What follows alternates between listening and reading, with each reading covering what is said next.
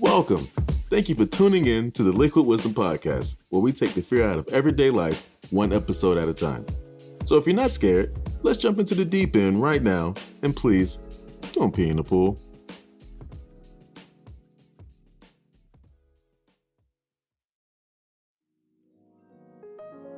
What's going on, y'all? How is it going? Welcome back. It's been a crazy month off, right? Wink, wink. Thought I'd do something different for everybody. Do a little bit of a scary story podcast, so to speak, and say, hey, let's do something different. But we're back and better than ever. Of course, the taking the fear out of everyday life is a constant thing, that everyone deals with. It's not just something you win at, you just get better at each day. And this subject matter, of talking about the importance of mental health and what mental health awareness means to people is a conversation that which I can appreciate, just being an observer, looking out into the crowd and seeing that more and more people are getting into it and talking about it. And so one of the most beautiful things is bringing in other people to give their perspective on something as important as mental health. And we have a very special guest today, first of a handful of amazing people this month that are going to be coming in and talking about what mental health means to them and how it's important. She is a queen of many things. She is the first of her name, mother of cats, player of games, lover of memes. She's a Twitch affiliate, and she is also, by her take, and I believe it, very much a badass wife and friend. Please welcome Queen Mads. What's going on? How you doing? Hello everyone. I'm doing good. How are you? Doing good. I just want to make sure that everyone understands just how important, how awesome you are. And like I said, the conversation we're gonna have today, people are just gonna understand at the end of all this, like, yeah, Liquid was right, man. She's just all kinds of awesome. So I thank you for being here. Of course. Thank you for having me. Nice. So like I ask everyone, how are you? We've been dealing with this situation, the quarantine and stuff now is going on almost 9 months now. It's like, how are you holding up? You doing okay? I've definitely had my rough spots. I think everyone has. Yeah. I think it's a cycle.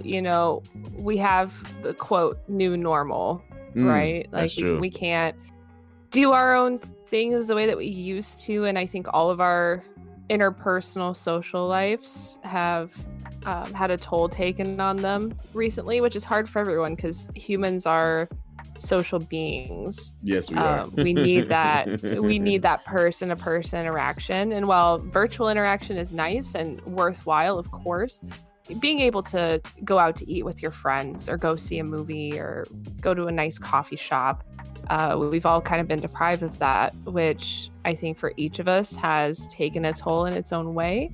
I've definitely gone through my own cycles of depression through this, anxiousness, but also hope, knowing that there will be a light at the end of the tunnel. And I think that's important to focus on. And the same applies to our own interpersonal mental health. Oh no, you're absolutely right about that. I think one of the most important things is it could be considered cliche. Trouble doesn't last always, but I think one of the greatest things about if you want to pull anything positive out of this year is, though we don't get to do the things we used to anymore, it also is a great opportunity for us to maybe create new norms for ourselves.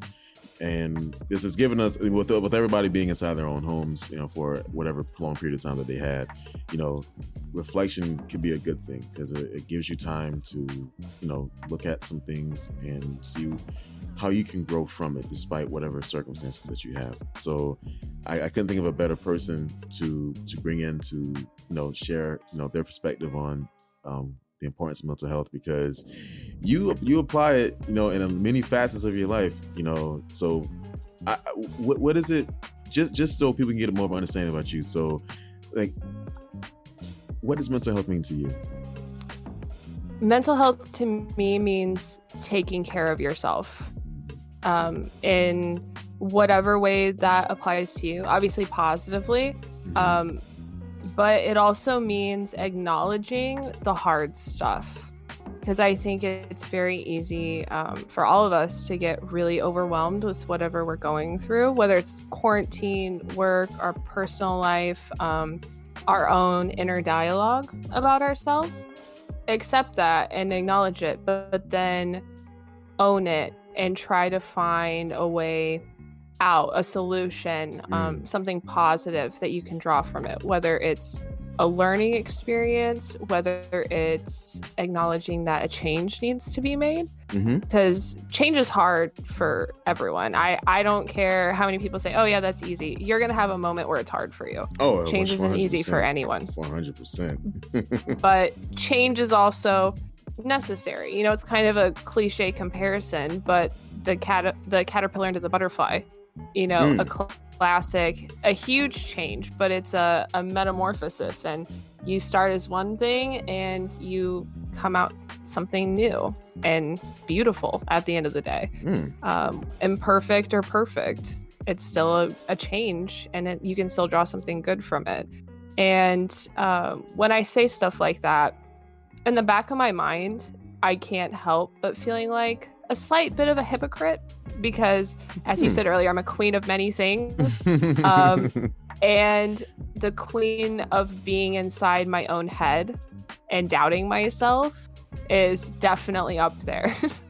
I mean, I struggle a lot with being confident in executing the changes that I want to make, wondering if I'm making the right decision, if this is going to have the outcome that I hope it does, if this is going to be positive for the people around me. But that also kind of brings me back to focusing on yourself. I'm not saying just worrying about yourself, because you should worry about other people. You should be compassionate and empathetic to everyone that you come across.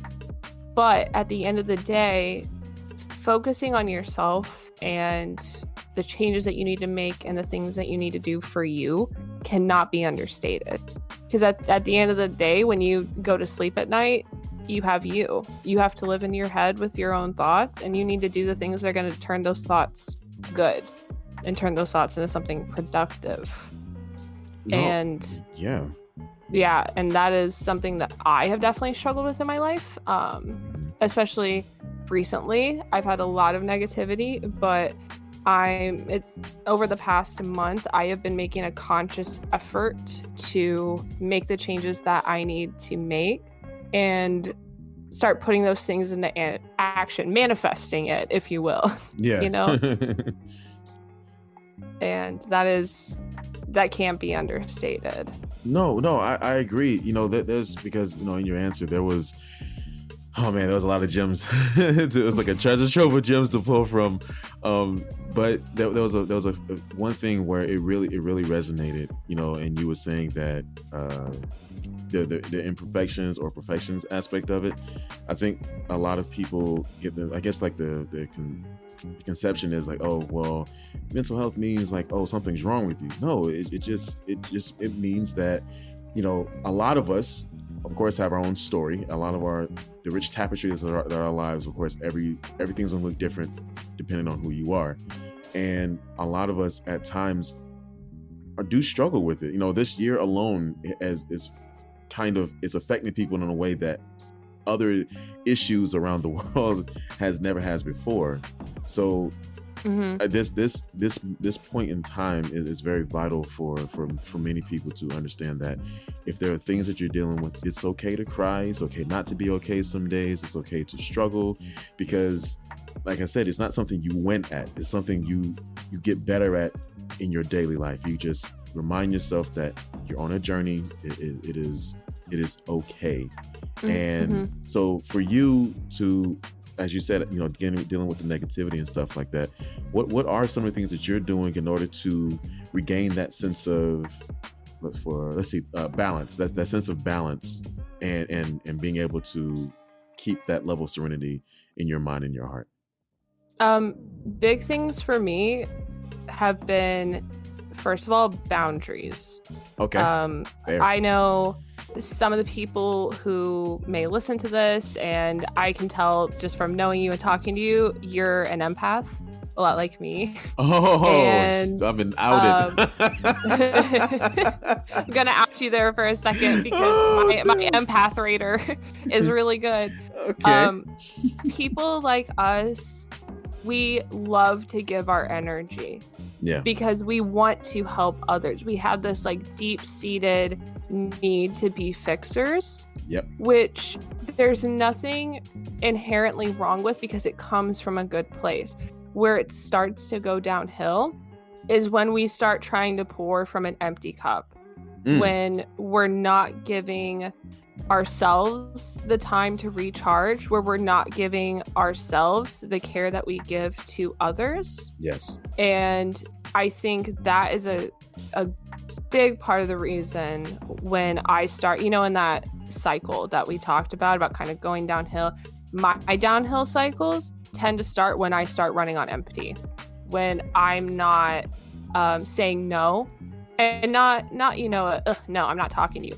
But when I don't start drawing a line, like, I have really good friends. I have people that I care about. And my job is a very like emotionally draining job at times.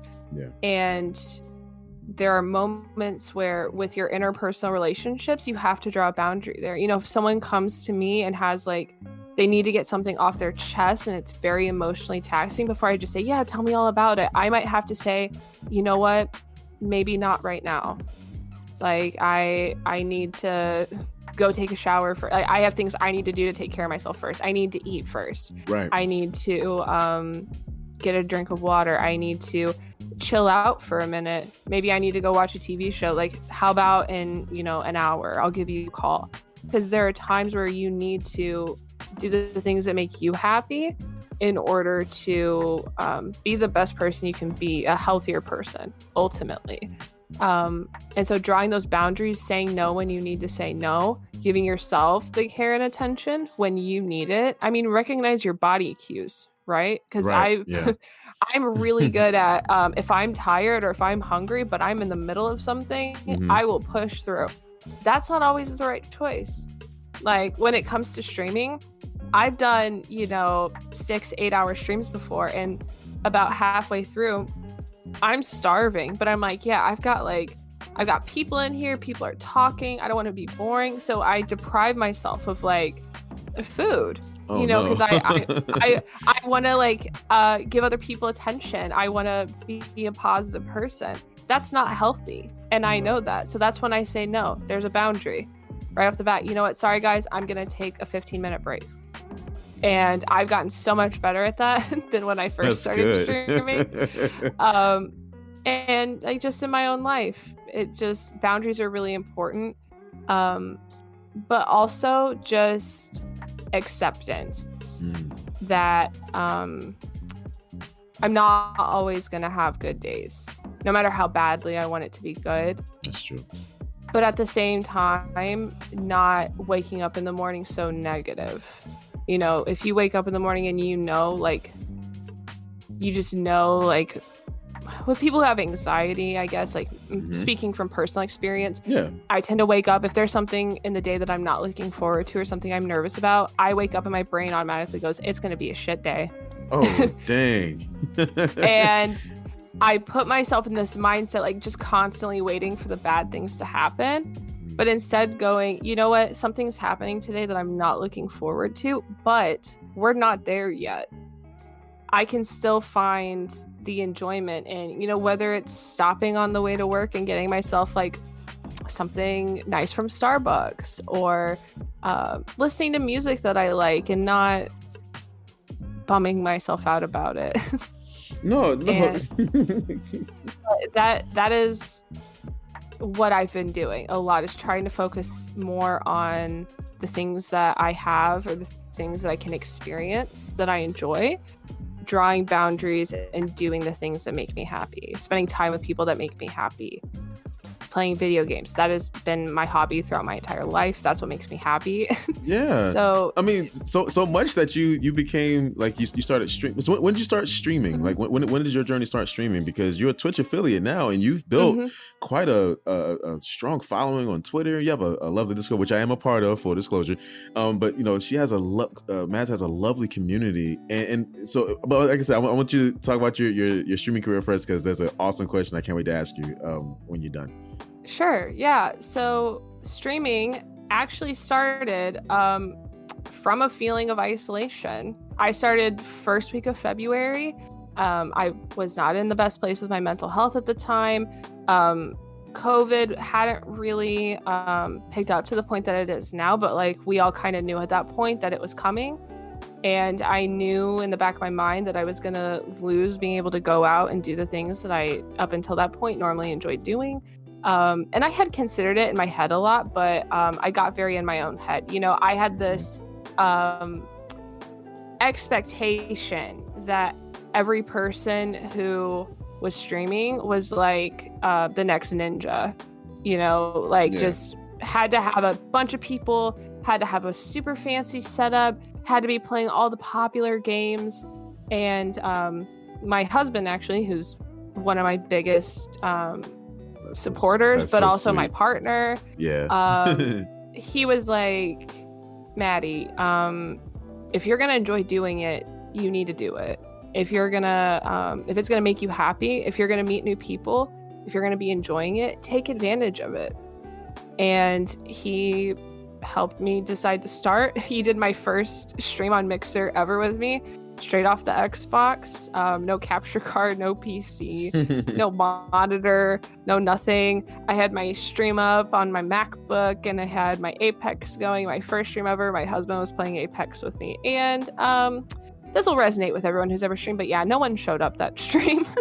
And you know, you do a few streams where no one really shows up, and then I started going into other people's streams, getting to know them. Obviously not self-promoting, because it's kind of rude to just go into other people's streams and be like, yeah, by the way, I stream too. But, you know, conversing with people and getting to know them, and then they ask, oh, like, do you happen to stream as well? And I'd be like, yeah, absolutely. And I met a few really awesome people who were kind enough to come and see my stream, who clicked with me, introduced me to their communities, and like from there we just keep building. Then Mixer announced that they were shutting down. At that point, I was just over like 1,100 followers on Mixer. Oh yeah. And it was going really well. I was having a lot of fun with it, and boom, like we knew it was going to end. And I personally decided that I wasn't going to finish out that month on Mixer. In my mind, I was like, the sooner the better I get over to Twitch, because that's where I decided to move, the better, because it was a whole new thing. I was going to have to relearn a whole new platform, a much larger platform, which was very intimidating. And I got over there, of course. People that were already involved in the community came over. Obviously not everyone. I still had my Discord. I still had my friends. We all really kind of banded together to support each other. And on Mixer, you know, the monetization, like there wasn't an affiliate status. It was just you were a Mixer streamer up until partner. So a lot of us, especially the friends that I had that were full-time streamers on Mixer, like boom, lost their source of income. Because as soon as you start on Twitch, unless you were one of the people that had a following big enough to be given Twitch partnership right away, which took time to happen for a lot of people. Even the ones that they said yes to, that didn't just happen instantly. They lost their source of income like almost overnight. And so we all kind of banded together to help each other and make sure we could all get to affiliate and keep doing what we were doing. And so I've been an affiliate now since June. I was fortunate to be able to hit affiliate status about a week and a half after moving over to Twitch. That's what I'm talking about. So I've been that. Thank you. So I've been a happy little Twitch affiliate, and just doing my thing on there and having fun. I try to have a positive stream. I like to joke around. I can be kind of obnoxious, especially when I play League. I do get very into it. Listen, man, League is a great game. I haven't played in a long time, so I know you grind. I know you and your crew, you guys play a lot. And so if you get frustrated, it's understood because there's some things that just happen to make you just question what you just saw on your screen. So and basically all of your life decisions up until that point. Right. Like did I miss a gank? What? Yeah. What? Did I not call for my jungler to come over jungler, here? Hello? See, pinging the heck out of the jungler. League strats 101. Whatever happens, blame the jungler. Right. That's how you play League. Your girlfriend breaks up with you, blame the jungler. The jungler did it. Yeah, Master Yi. Master Yi. It was him. Master Yi. But so one of the coolest things about your streams is, of course, the entertainment is incredible. The vibe is so very laid back. You're coming in, it's like you're visiting a friend rather than going to watch a streamer stream. Essentially, it's like you're visiting a friend or a family member, right?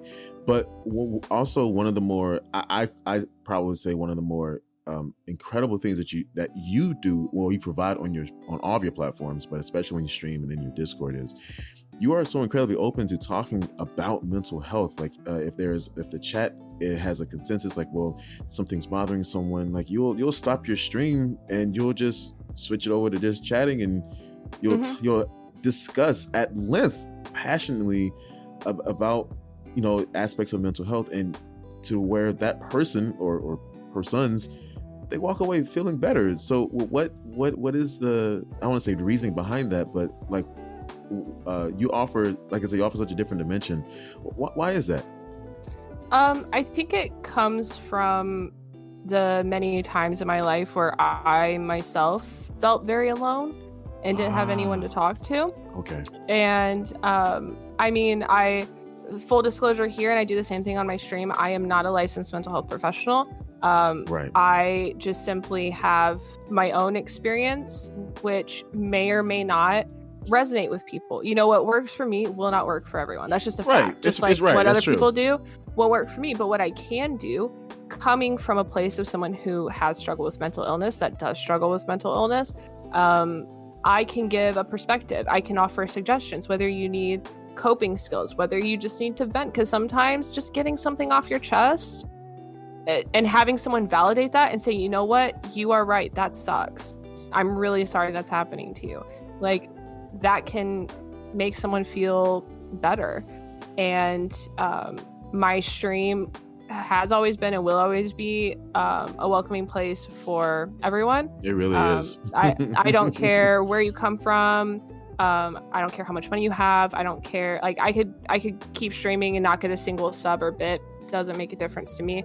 But if we can have fun and someone else can feel better, great. Always LGBTQ plus friendly. Oh yeah. Pro Black Lives Matter. Oh yeah. Everything. Like we support everyone and only want good things for everyone. And that's just kind of the environment that I want to foster everywhere that I go.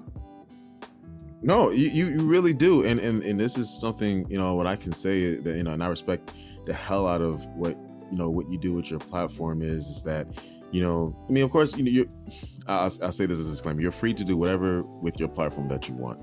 However, there is an incumbent, at least to me, there's an incumbent responsibility that all of us have, especially when people follow you for whatever their reasons are. They take there's a lot of weight to whatever you say. And the fact that you use your platform, Mads, for so many important issues outside of the realm of Twittering. That's not even a word. Is that a word? I don't even know. But outside of the Twitter sphere. The Twitter sphere. Thank you. Like help me not feel old. So like the fact that you do all of that and you talk about a lot of these social issues and mental health, and everywhere you go, that it creates such a welcoming, secure environment. And I think that goes a long way for individuals, suffering from issues of mental health and trauma and that sort of thing, to be able to go someplace and to feel safe and to feel like you matter because there's this person that doesn't know you, but is willing to dedicate so much of their time and energy in order to create that sense of welcoming. I can't thank you enough for what you do for so many countless people that either come across your streams, or it's really beautiful. It's a beautiful thing, seriously. I appreciate that. That means a lot. And I mean, I know just before we started, I mentioned motivational interviewing, which is what I do. At work. Tell me all about that now. So if this ties into the, I don't want to say it's sneaky. I mean, I've started subconsciously doing it because I'm doing it all the time at work. But there are principles of motivational interviewing that I actively try to put into my daily life, because the interpersonal skills that motivational interviewing helps you build. Anyone who's listening to this, I am I'm not an MI trainer, so I can't tell you everything, but I would encourage, if this is something that you're interested in or that you think would be useful to you, looking it up. There's a lot of good resources on the internet about it. There are YouTube videos about it where licensed social workers and counselors can definitely give you much more information and background than I can. But there are principles of motivational interviewing that include partnership, acceptance, compassion, and evocation. So what you want to do with those, I mean, partnership, that's more from a professional standpoint, but recognizing that you and the person that you're working with, you're equal stakeholders in that relationship. You're partners. No one's higher than the other.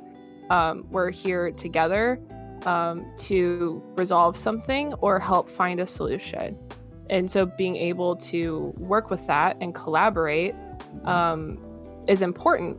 Acceptance. Accept people as they are, how they're coming to you, the level that they're on. You know, if someone's really upset, I think we've all heard at some point in our lives, you're upset and you go to someone, they're like, well, just calm down. That's not helpful to the situation. No, it really isn't. Meet people with where they're at. If someone's upset and really stressed out, I mean, you can easily validate that and go, I definitely see why you're upset. That is a lot to be dealing with. I'm really sorry that you're feeling this way.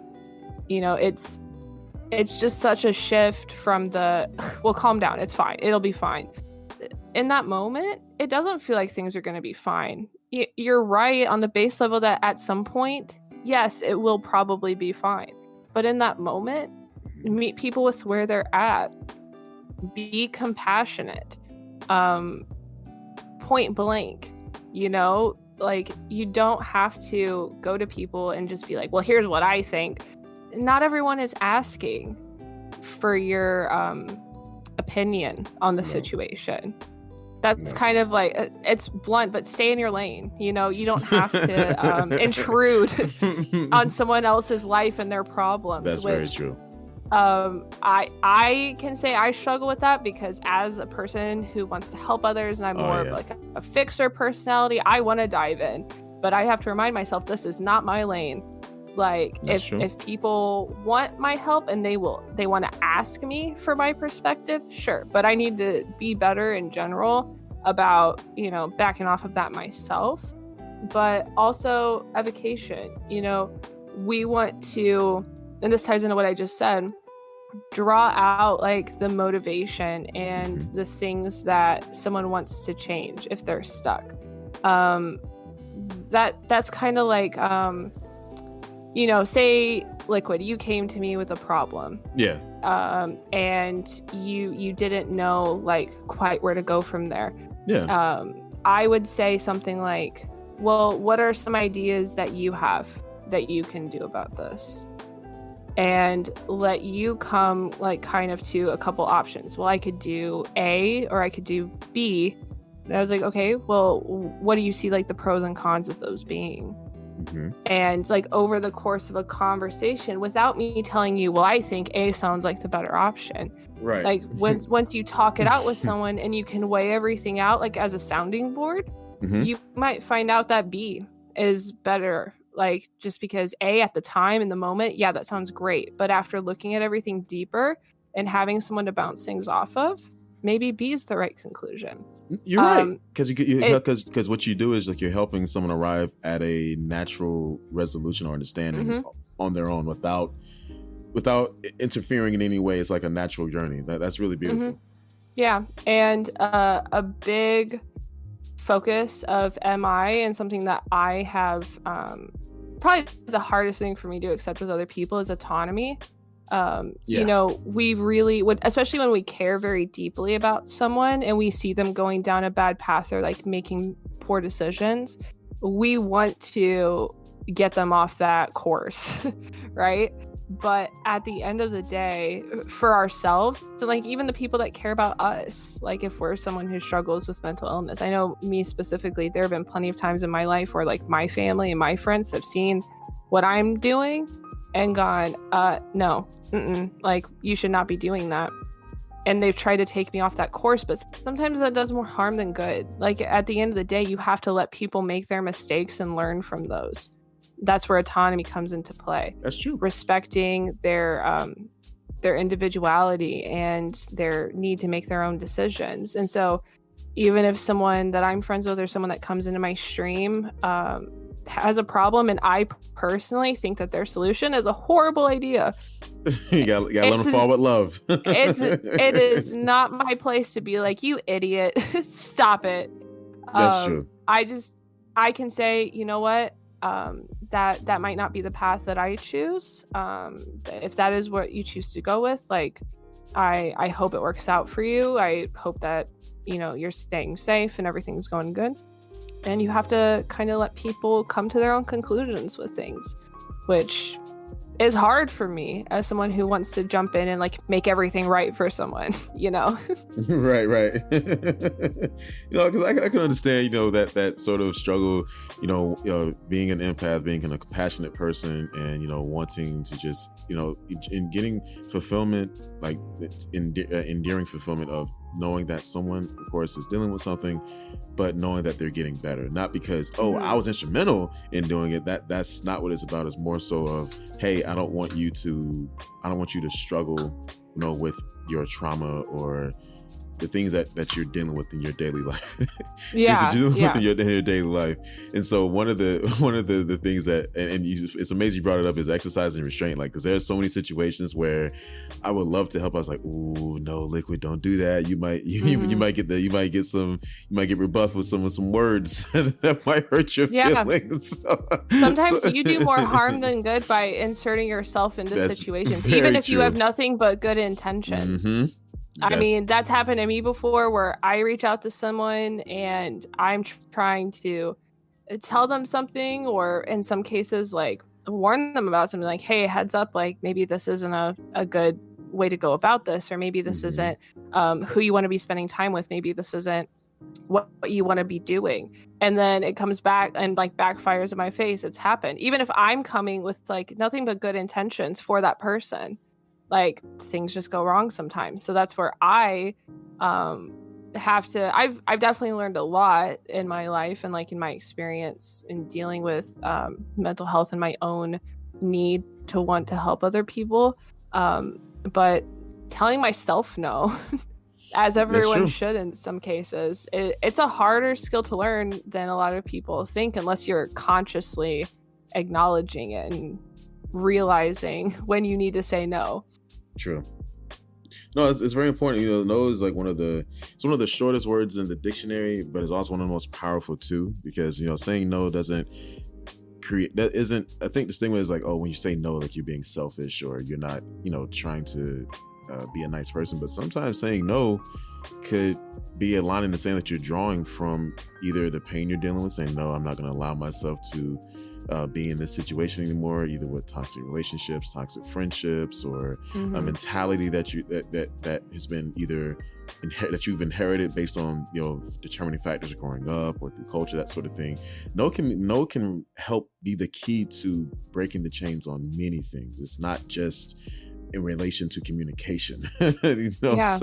So I think that's one of the things I'm enjoying seeing the most from the community at large, is more and more people are actually first and foremost, the stigma about mental health, of course, is starting to erode away, but also more and more people are becoming more comfortable. They don't have to publicly talk about it, but more and more people are, I guess, using their story as a way of inspiration to help others, saying, hey, I've struggled with mental health issues growing up. It doesn't make me a bad person. It just means that despite whatever I've gone through, I am working on myself to maintain sanity, which everyone should also always try to work towards. Maintain your sanity, because it gives peace. Yeah. And I think it's important to note that it is okay to be selfish for yourself sometimes. Yeah. Make time for you. Like if you have if you get a guilty feeling about saying no or stepping back from like toxic friendships and situations, and you feel like, oh God, I'm a bad person. You're not. If you're doing it to preserve yourself and your mental health, that's a good thing for you. I mean, at the end of the day, your peace means more. That's just kind of what it comes down to. No, I agree with you 100%. Because when you funny thing is, the last series, working with other content creators, talking about giving of yourself. One of the downsides of giving so much of yourself to either your community at large, your passions, your empathy, whatever it is, sometimes you get burnt out on it, and then you find yourself sitting along the side of the road in life. You're trying to pick up the pieces of like, man, where did things go wrong? You don't want to lose your passion for the things that make you happy. So maintaining that balance of commitment to others, but having the commitment to yourself is of vital importance. It really is. I can't stress that enough in maintaining that sort of balance in your life. Because some people, I'm not saying everybody, some people, when you put your energy out there, you being an empath, you probably have dealt with this before. Sometimes you give your energy out there to everyone. Some individuals just seek to take it from you. Just take all the energy you give out, and then you find yourself feeling unfamiliar than how you once started. So that's also why maintaining that self-preservation, when you need it the most is very important. I like to call those energy vampires. Yeah. No, I like that name. And I've come, and actually a therapist told me that. Wow. Because I'm not shy about saying I go to therapy. I think everyone should at some point. Applause. Like, awesome. If you find a really good therapist, I promise, like, your life will improve. Like, the importance of good therapists cannot be understated. Shout out to all the good therapists. But I had a situation with a really toxic person, and it left me feeling like I did something wrong, and that somehow I was the bad person in the scenario. And my therapist was talking to me, and she said, well, you used a couple words here. I used the word narcissist, and she said, I think you're spot on from what you've told me. And she said, then you should know that even though if you can't see it right now, even if you feel bad, narcissists and sociopaths both, it's not that you did anything wrong. It's that you no longer became useful to them. You weren't giving them that energy. You weren't giving them what they wanted from you anymore. That doesn't make you a bad person. That makes them an energy vampire. So they're going to move on to drain someone else, and you move on to get your energy back and, learn from the red flags that you've seen. Wow. And I went, damn, you right. Yeah, because I just said it in my head. I was like, oh, dang, your therapist she's not missing right now. Oh, no, she's on point. Wow, love your therapist. I love her too. So, that's awesome. Like, that is so important. Like, literally now, once you pick up on like red flags, for some people, I'm not saying like, boom, drop someone at the side of a red flag, because obviously I usually say trust your gut. If you've been hurt and you're going to be really cautious around other people, make sure that you're not coming to a abrupt decision, an emotional one. Like, really consider it. But I've been really good now about noticing like how people talk to me and what they want from me, and then going in my head, you know what, this might be a little vampiric of them. I like, okay. and then I adjust my boundaries accordingly. Full circle back to boundaries. Exactly. Saying no when you need it. at giving yourself a break from a person if you need time from them. If they are not a positive source in your life, if it's a very one-sided relationship or a very toxic one, take a step back, because that's a drain on your energy at the end of the day. It really is. So protect your energy. I had a friend of mine tell me months ago, she was saying that, you have a healing energy about you. So just be very careful the energy that you give out, because there are a lot of those who could benefit greatly from it and will be very appreciative of all your efforts.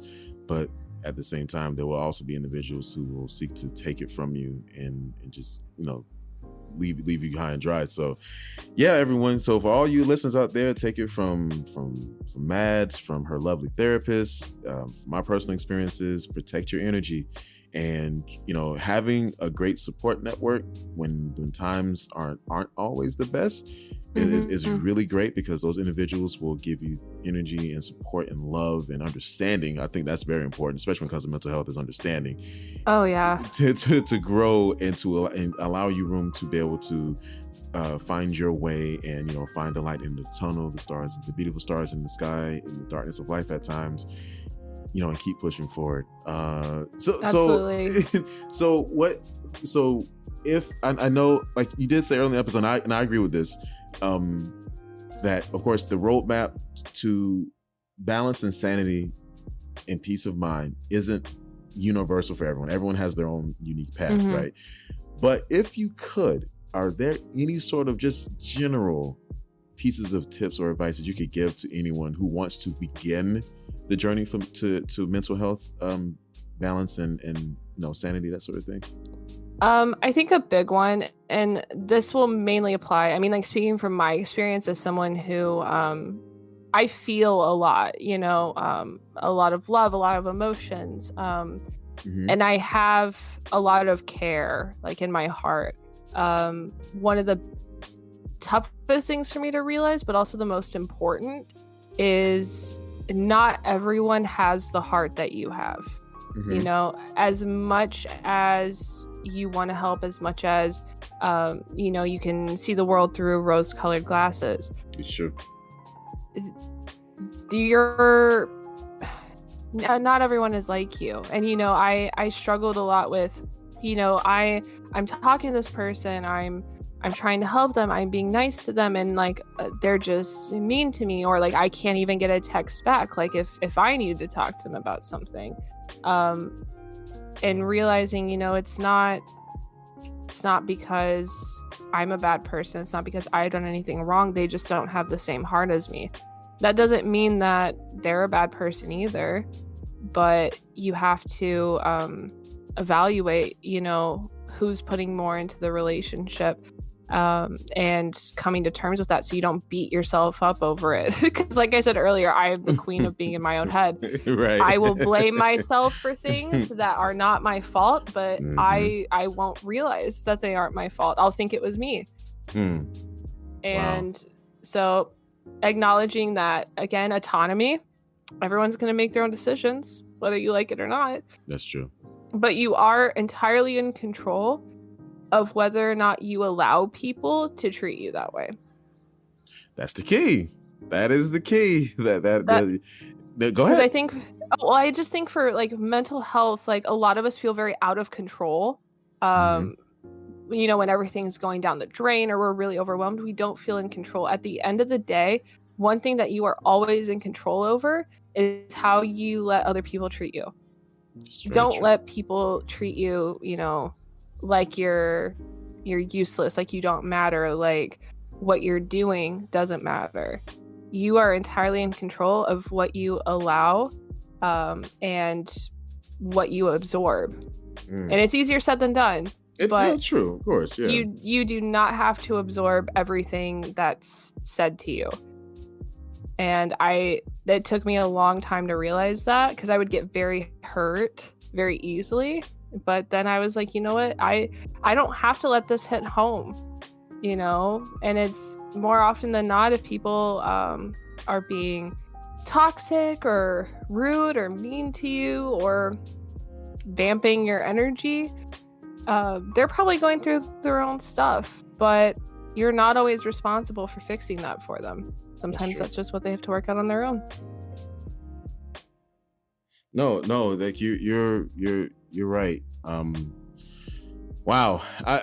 I'm not everyone's on a monolith, but I can't speak for everyone, but I know I made the right decision in bringing you on board for this lovely, this beautiful series, this very important series. Honestly, I think this is kind of the central core of why I started doing this podcast is the importance of mental health and taking the fear out of it. And by one of the things that people not everyone, but some people find the most difficulty is the journey to help healing the scars that you can't see.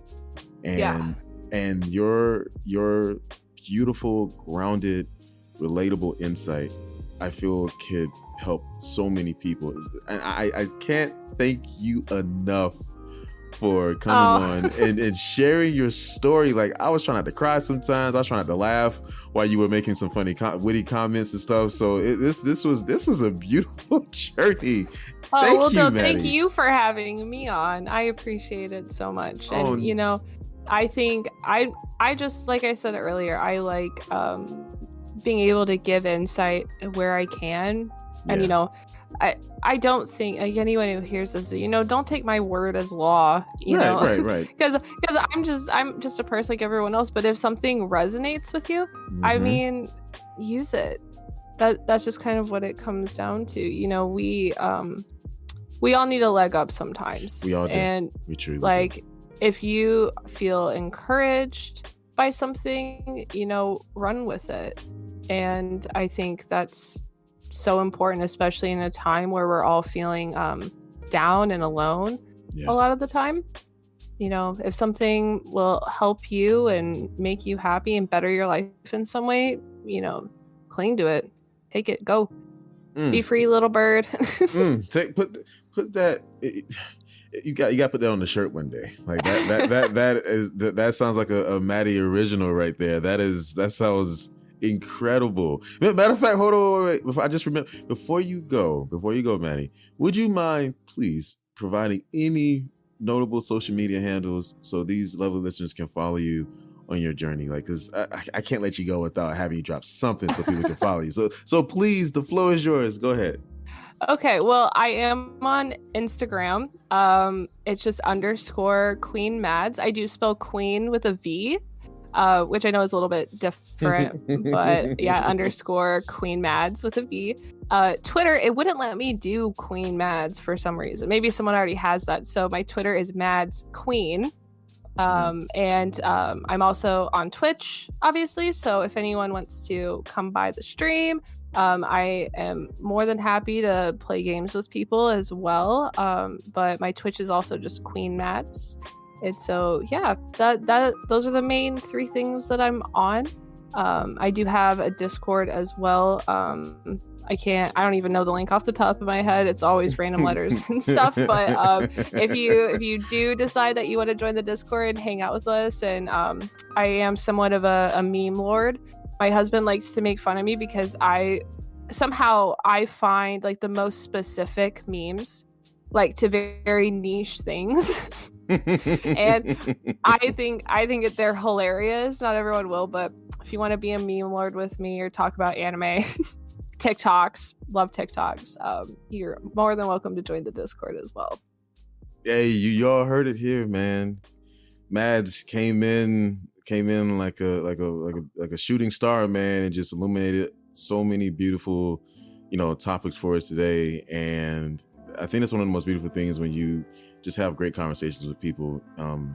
Either people you're getting to know, someone you don't know, or it could be a longtime friend. It's a great conversation about the things that you're passionate about, the things that matter to you or matter to them.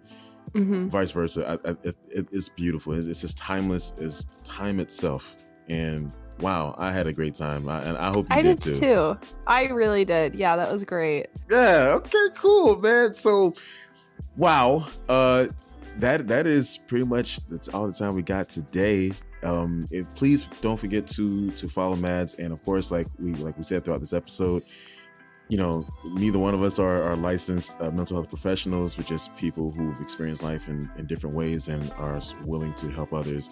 Like I say, any of the things, like she said, that you thought resonated with you, it's just there. It exists to grease the wheels and get the reel going, get the ball rolling. Or give you a different perspective. Exactly. If you haven't thought about things in some way before. I am not here, nor will I ever be here to tell people what they should or shouldn't be doing. But this is just a different way to think about it. See, that's why she's so freaking cool. That's why she's my friend. Like, it's stuff like that is just why I sit back and say, man, you right. Like, let's see, this is really cool. Thank you guys so much for listening to this. We're gonna have a couple other individuals come in and give their perspective on the importance of mental health, that sort of thing. But man, what a great way to start. Right? Am I right, everybody? Thank you, Mads, once again. Thank you so much. Yes, thank you. No problem. On behalf of Mads and myself, I am Professor Liquid. Like I always tell you guys, you're only a couple decisions away from discovering your purpose and maximizing your potential. Till next time we talk, you all treat each other well. You're valuable, and of course, value your mental health. Take care, everybody.